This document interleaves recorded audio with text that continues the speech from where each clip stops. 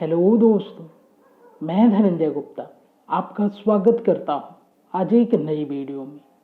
आज के इस वीडियो की हमारी टॉपिक है कांटेक्ट प्रोसेस, जिसको हिंदी में कहते हैं संस्पर्श प्रक्रम।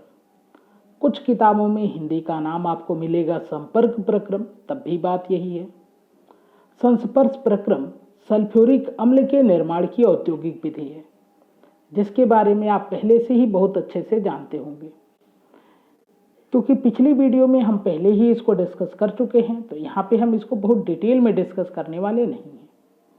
यदि आपने पिछली वीडियो नहीं देखी है तो आपकी सुविधा के लिए इस वीडियो के डिस्क्रिप्शन में हमने लिंक दिया है, जहाँ से आप पिछली वीडियो को देखने के बाद इसको देखें, तभी ये वीडियो आपको अच्छे से समझ में आएगी। पिछले वीडियो में हमने बात की थी कि कॉन्टैक्ट प्रोसेस से जब सल्फ्यूरिक अम्ल का निर्माण करते हैं, तो यदि हम कुछ विशेष परिस्थितियों को वहाँ पे अप्लाई कर दें तो सल्फ्यूरिक अम्ल की लब्धि बढ़ जाती है, यानी सल्फ्यूरिक अम्ल की मात्रा अधिक प्राप्त होती है हमको। तो चलिए एक बार उसको थोड़ा सा रिवाइज करते हैं, उसके बाद आज के पॉइंट को समझते हैं। तो हेडिंग लगाते हैं सल्फ्यूरिक अम्ल की लब्धि बढ़ाने के लिए आवश्यक परिस्थितियां।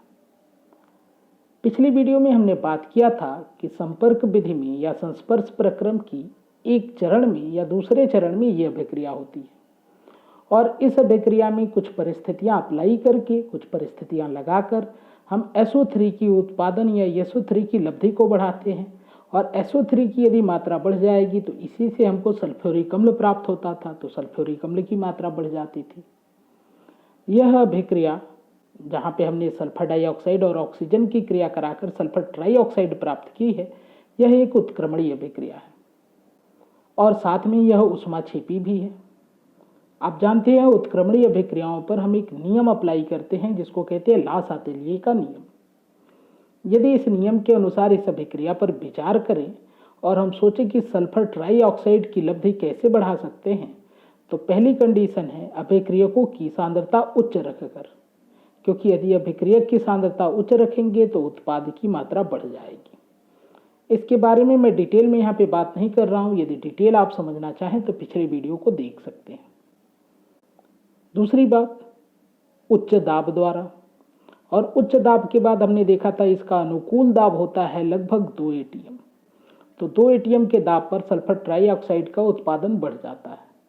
और तीसरी बात हमने पढ़ी थी, तीसरी कंडीशन हमने पढ़ी थी कि निम्न ताप पर सल्फर ट्राइऑक्साइड का उत्पादन अधिक होगा, क्योंकि अभिक्रिया ऊष्माक्षेपी है, इसलिए यहाँ पर हम निम्न ताप को रखते हैं। लेकिन बहुत कम ताप रखेंगे तो अभिक्रिया होती ही नहीं है। इस अभिक्रिया का जो अनुकूल ताप होता है वो होता है 673 से 723 केल्विन। उसके बाद अगला जो फैक्टर हमने पढ़ा, उसको लिखने से पहले देखिए मैंने यहाँ पे लिख दिया कि इस अभिक्रिया को हम कराते हैं 2 ATM पर और लगभग 723 केल्विन ताप पर। जो अगला फैक्टर यहाँ पर है वह है उत्प्रेरक की उपस्थिति।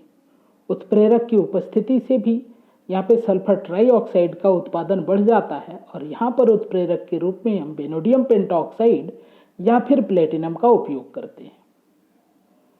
आज के इस वीडियो में हम यही देखेंगे कि उत्प्रेरक की उपस्थिति अभिक्रिया की दर को कैसे बढ़ाती है। जबकि लास आतेलिये के नियम में हमने पढ़ा है कि उत्प्रेरक जो होते हैं अग्र अभिक्रिया और पश्च अभिक्रिया दोनों पर समान प्रभाव डालते हैं, इसलिए साम्य अपरिवर्तित रहता है।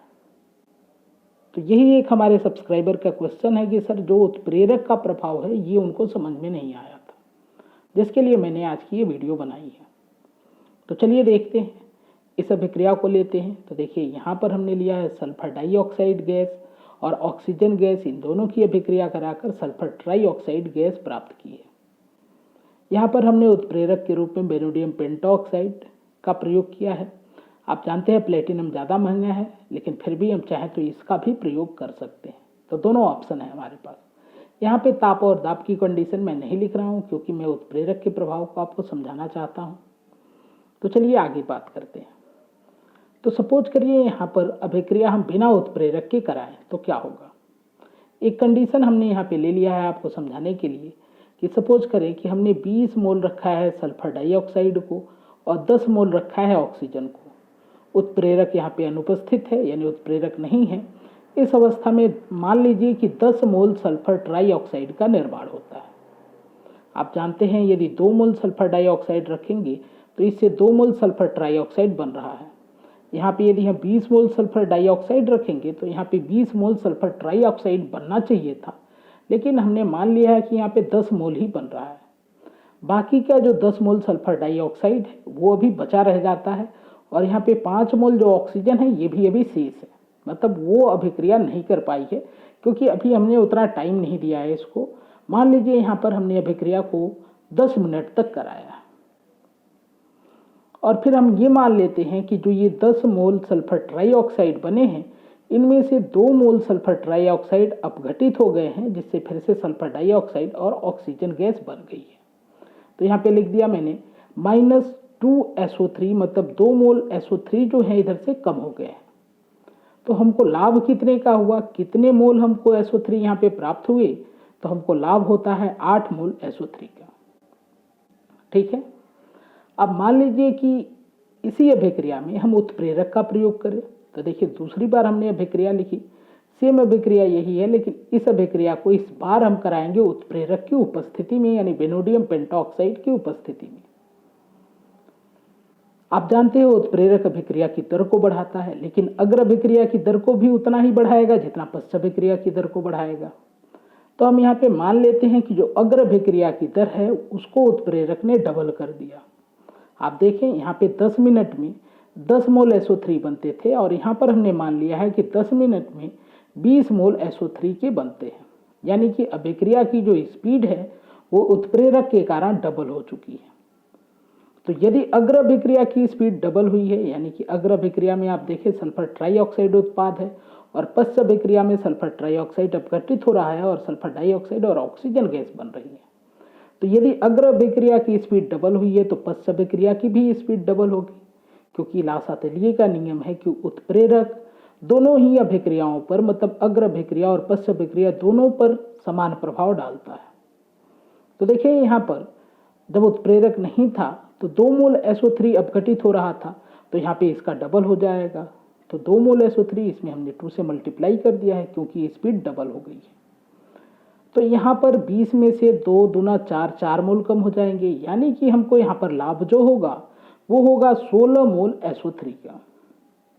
तो देखिए उत्प्रेरक ने तो दोनों अभिक्रियाओं को समान प्रकार से प्रभावित किया है, अग्र अभिक्रिया को भी डबल किया है, पश्च अभिक्रिया को भी डबल किया है, लेकिन इसके बाद भी आप देखें तो जो हमारी लब्धि है, मतलब सल्फर ट्राइऑक्साइड की लब्धि है वो बढ़ गई है, क्योंकि 8 मोल पहले प्राप्त हो रहा था, अब इस उदाहरण में हमको 16 मोल प्राप्त हो रहा है इसी 10 मिनट में।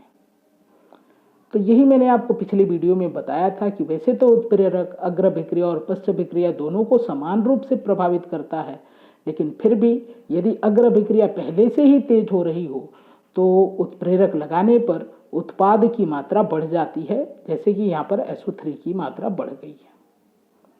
उम्मीद है बात आपको क्लियर हो गई है। इसको एक और भी आप सिंपल से एग्जाम्पल से सोच सकते हैं कि जैसे मान लीजिए किसी का डेली इनकम 100 रुपये है और उसमें से वो 50 रुपये डेली खर्च करता है, ठीक है, ये नॉर्मल कंडीशन में है। अब आपने किसी तरह से उसकी इनकम को डबल कर दिया और खर्चा भी डबल हो गया, तो इनकम उसकी 200 रुपये हो गई और खर्चा उसका 100 रुपया हो गया, तब भी उसकी बचत जो है अब वो 100 रुपये है और पहले कंडीशन में बचत कितनी थी, 50 रुपये। तो इस तरह से आप इसको और भी आसानी से समझ सकते हैं। उम्मीद है कि ये बातें आपको क्लियर हो गई हैं। यदि वीडियो आपको पसंद आए तो वीडियो को लाइक करें, अपने दोस्तों के साथ शेयर करें, हमारे इस चैनल को सब्सक्राइब करके बेल आइकन को प्रेस कर लें। वीडियो से संबंधित अपने किसी भी विचार या फिर कोई कन्फ्यूजन हो तो उसको कमेंट बॉक्स में लिखें। आज की वीडियो देखने के लिए, हमारे इस चैनल से जुड़ने के लिए आपका धन्यवाद। मिलते हैं आपसे